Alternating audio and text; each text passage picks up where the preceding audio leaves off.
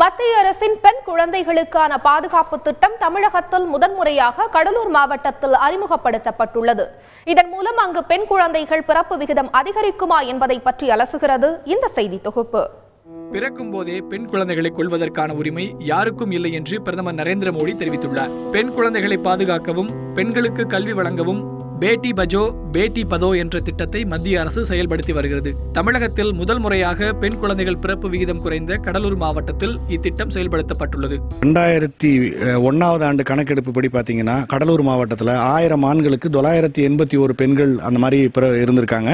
அதுவே 2012 படிப்படியாக குறைஞ்சி 840 1000 ஆண்களுக்கு 840 பெண் குழந்தைகள் தான் அப்படின்ற பெண்கள் தான் இருக்காங்க அப்படின்ற நிலை மாறி இருக்கு.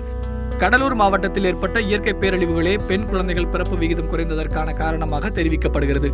கடலூர் மாவட்டத்தில் ஒவ்வொரு ஆண்டுக்கும் பெண் பிறப்பின் சதவீதம் குறைந்து கொண்டே வருகிறது. இதற்கு இயற்கை சீற்றமான சுனாமியும் தானே புயல் காற்றும் ஒரு முக்கிய காரணம். கருவில் உள்ள குழந்தை ஆனா பெண்ணா என்று கண்டறிந்து சொல்லும் ஸ்கேன் மையங்கள் மீது நடவடிக்கை எடுக்க வேண்டும் என்று வலியுறுத்தப்படுகிறது. கடலூர் மாவட்டத்தில் அதிகமான ஸ்கேன் சென்டர், அந்த ஸ்கேன் சென்டரில் பெண் சிசுக்கு பற்றி கண்டறிந்து அவங்களோட தகவல் சொல்கிறதுனால இன்னைக்கு அந்த பெற்றோர் விழிப்புணர்வு இல்லாதனால அதிகமாக பெண் குழந்தை அந்த சிசுவாக இருக்கும்போதே அழிக்கும் நிலை இன்னைக்கு அதிகமாக இருக்குது.